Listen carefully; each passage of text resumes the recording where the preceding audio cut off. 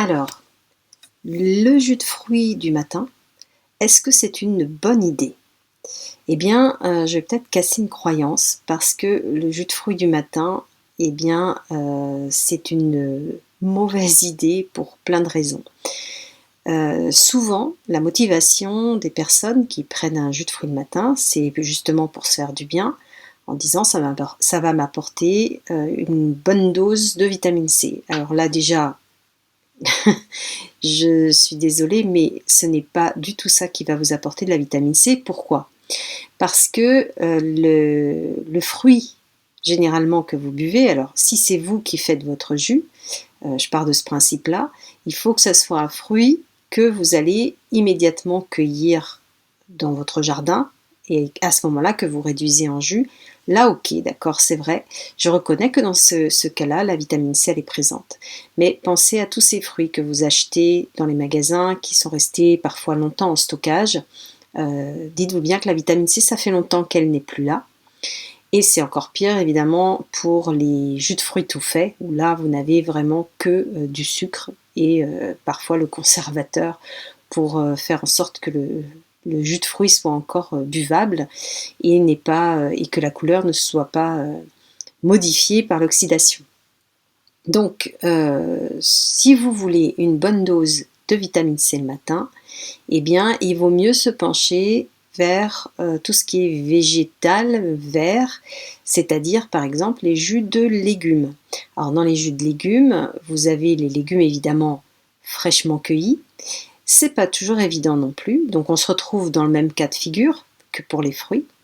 Et donc qu'est-ce qu'on peut faire pour apporter vraiment de la vitamine C? Eh bien, dans ces jus-là, vous pouvez mettre éventuellement un fruit, mais encore une fois, il faudrait qu'il vienne de votre jardin. Eh bien, c'est rajouter, si vous avez des herbes aromatiques chez vous, rajouter du persil par exemple, qui est très riche en vitamine C, et il suffit d'en mettre très peu pour avoir la dose suffisante pour la journée. Vous avez en fait tout ce qui est herbes aromatiques, les herbes aromatiques, donc le persil en premier, mais le basilic, la ciboulette, la coriandre, etc. Tout ça, c'est excellent, en petite dose, dans un jus du matin. Vous pouvez aussi faire des macérations solaires avec des herbes comme par exemple la menthe, que vous faites surtout en ce moment quand il fait chaud, de la faire macérer dans de l'eau, tout simplement, au soleil pendant 1 heure par exemple, et ensuite vous pouvez boire ça. Vous allez récupérer quand même un certain nombre de ces nutriments. Alors pour la vitamine C, il faut éviter de la mettre au soleil. Dans ce cas-là, vous la faites macérer et vous buvez l'eau, puisque la vitamine C va passer directement dans cette eau, puisque la vitamine C est hydrosoluble. C'est pareil pour les vitamines B aussi. Donc voilà une façon de faire. Vous avez tout ce qui est, et bien évidemment les herbes sauvages. Donc dans herbes sauvages, par exemple l'ortie, que vous pouvez rajouter dans vos plats. Il suffit de cueillir le bout de la tige de l'ortie et d'en rajouter, alors frais. Ou alors, si vous faites sécher, ben pour la vitamine C, c'est pas ce que vous aurez plein d'autres choses parce qu'il y a beaucoup de nutriments dans ces plantes-là. Mais pour la vitamine C, il faut vraiment prendre au plus frais possible. Qu'est-ce qu'on peut faire quand on n'a pas ces possibilités-là? Eh bien, vous pouvez faire germer des pousses. Des pousses, par exemple l'alfalfa, qui est la plus simple à faire, va contenir une bonne dose de vitamine C. Tout ce qui contient finalement aussi, est associé à la chlorophylle, va pouvoir vous apporter une bonne dose de vitamine C. Et puis il y a aussi l'option de tout ce qui est lactofermenté. Alors je rappelle, lacto c'est pour l'acide lactique. C'est une fermentation naturelle à partir des sucres naturels qui se trouvent dans les légumes ou dans les plantes et qui va se transformer en acide lactique qui est la nourriture des bonnes bactéries dans vos intestins. Donc manger ou boire des jus par exemple de légumes lactofermentés, eh bien ça vous apporte une bonne dose de vitamine C puisqu'elle est préservée dans la lactofermentation. Donc là évidemment il faut en manger que des petites doses, ne pas en abuser. Donc voilà, ça peut vous apporter vraiment de la vitamine C. On a aussi des baies dans nos contrées françaises, comme par exemple, alors là par contre il faut attendre la saison, et généralement c'est justement vers l'automne, avant l'hiver, les baies de cynorrhodon, qui sont les fruits de l'églantier, qui sont très riches en vitamine C. Vous avez aussi les baies d'argousier, qui sont riches en vitamine C. On peut retrouver leur avantage en prenant par exemple des macérats de bourgeons de ces plantes, bourgeons d'églantier ou bourgeons d'argousier, et vous bénéficierez quand même d'un certain apport de vitamine C, puisque dans le bourgeon, vous avez tout. Des vitamines, les minéraux, les hormones, les huiles essentielles, la chlorophylle, enfin il y a tout. Donc vous pouvez aussi voilà, vous complémenter avec ces macérats mères. Pourquoi le jus de fruits n'est pas bon pour vous? Parce que c'est du sucre que vous prenez sans les fibres. Et les fibres, quand vous mangez un fruit entier, vont permettre de ralentir l'absorption du sucre dans le sang, ce qui n'est pas le cas quand on prend un jus, puisque les fibres ont disparu. Et quel est l'organe dans votre corps qui va gérer le sucre de ces fruits? Ce n'est pas le pancréas comme pour le reste des aliments sucrés, c'est le foie. Or, le foie est mis à rude épreuve. On sort à peine de la saison du foie en énergétique chinoise, et le foie, chez beaucoup de personnes, est déjà plus ou moins en souffrance. C'est lui qui gère toutes les toxicités et les poisons dans l'alimentation, dans l'air que l'on respire, etc. Il y en a suffisamment, donc il a vraiment du travail à faire. Et il se trouve effectivement que, mis à part le problème du sucre des fruits, la vitamine C est un grand détoxifiant du foie. Donc ça pourrait l'aider. Donc un apport en vitamine C, c'est important, mais sous la forme qui va pouvoir permettre au foie justement d'en profiter. Or les jus de fruits, ça va l'affaiblir, et ça va affaiblir l'énergie globale du corps, puisque ça a aussi un impact sur les mitochondries, qui sont les centrales d'énergie qui se trouvent dans vos cellules. Donc, sous cette forme-là, pas bon. Et d'ailleurs, quand on voit les jus d'orange, par exemple, on dira l'orange, il y a plein de vitamine C, donc il n'y en a pas tant que ça, si jamais on se rapporte au jus d'une ou deux oranges. Et puis ensuite, vous avez sous la peau cette comment dire, fine particule blanche qui est un toxique pour le foie. Donc, quand vous le faites vous-même, eh bien, vous mettez en plus cette toxicité, cet agent toxique dans votre jus de fruits que vous pensez être bon pour vous, et qui en fait va créer beaucoup plus d'acidité dans le corps et donc plus de faiblesse, affaiblir l'organisme. Donc c'est pas forcément la meilleure idée.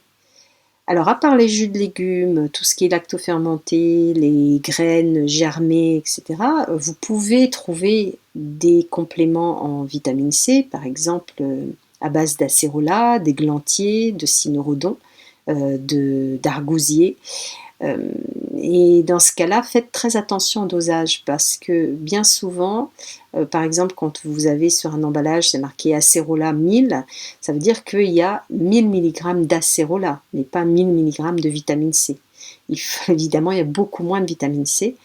Et si on ne regarde pas les doses conseillées journellement, qui sont faibles par rapport aux réels besoins des êtres humains aujourd'hui, eh bien, idéalement, il faudrait faire des cures de temps en temps avec au moins 1000 mg de vitamine C, donc 1 gramme de vitamine C. Et on trouve des compléments alimentaires qui contiennent de la vitamine C naturelle, qui ont justement ce dosage-là, qui permettent de prendre 1 ou 2 grammes, parce que les comprimés, dites-vous bien qu'ils ne sont jamais trop dosé en vitamine C, parce que c'est trop compliqué à faire. Et si vous prenez plusieurs comprimés que vous croquez, pour au final arriver à 1 gramme, vous allez créer une acidité, parce qu'il y a aussi tous les adjuvants en fait qui permettent de faire ces comprimés.